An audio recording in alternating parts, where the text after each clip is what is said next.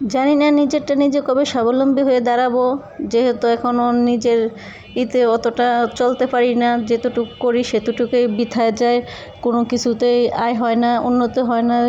যে নিজেরটা নিজে কিছু টাকা রেখে জোগাড় করে চলবো, যে কিছু করব, সেই সামর্থ্যটা এখন আমার হয় না। আল্লাহ যে সামর্থ্যটা আমাকে কবে দিবে একমাত্র আল্লাহই ভালো জানে। আর কবে যে আমার জীবন থেকে আল্লাহ এতটা কষ্ট দিছে সেগুলো কষ্টগুলো দূর করবে।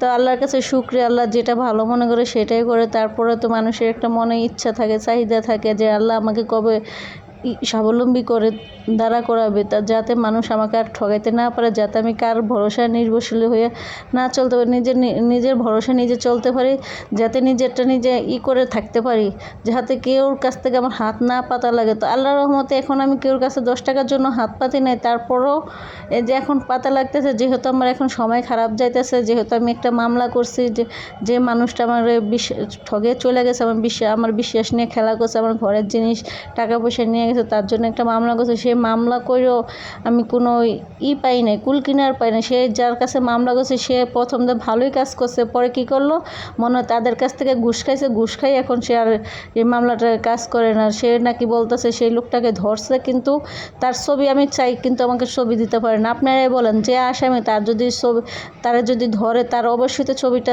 তাদের পাঠানো উচিত, যে দেখেন তো মিলে কিনা যে অপরাধীটার সাথে। কিন্তু তারা তো বলেই না, আমি নিজের থেকে ছবি চাই, কিন্তু আমাকে ছবি দেয় না, বলতেছে না ছবি দেওয়া যাবে না, এটা আমাদের আইনগত নাই।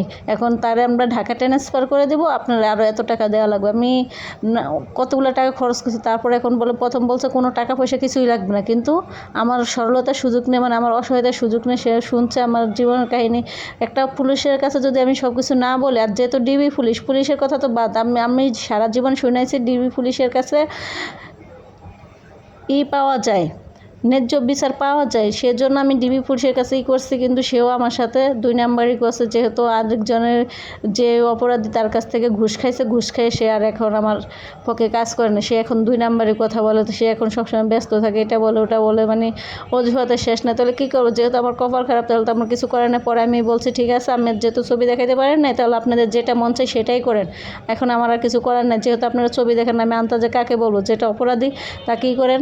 আমি তো একটা নির্দোষ মানুষের শাস্তি দিতে পারবো না, যে তারা ছবি দেখাইতে পারতেছে না, কারণ আমি জানি তারা ধরে নাই, তারা আমার সাথে মিথ্যা কথা বলতেছে, তারা আমার সাথে টাকা নেওয়ার জন্য এগুলো বলতেছে। পরে আমি তো বুঝতে পারছি, সেজন্য আমি আর বলছি, যেহেতু আমি নিজে কিছু টাকা ইনকাম করে, অল্প কিছু টাকা নিজের চলতে কষ্ট হয়ে যায়, তারপরে এতগুলো টাকা ঋণ করছি, করে তাদেরকে দিয়েছি। তারপরে এমনও বলছি যে দেখেন আমি অনেক কষ্ট করে টাকাগুলো জোগাড় করছি, আপনিও যদি আমার বিশ্বাস নিয়ে খেলা করেন, তাহলে বললাম আমার আত্মহত্যা ছাড়া কোনো উপায় থাকবে না। তারপরেও সে কি বলছে, যে আমার মরার আগ পর্যন্ত আপনার জন্য লড়ে যাব, কিন্তু মানুষের কথার কখনো দাম নেই, মানুষকে নিয়ে শুধু খেলা করতে। আজকে এই পর্যন্তই, আল্লাহ হাফেজ।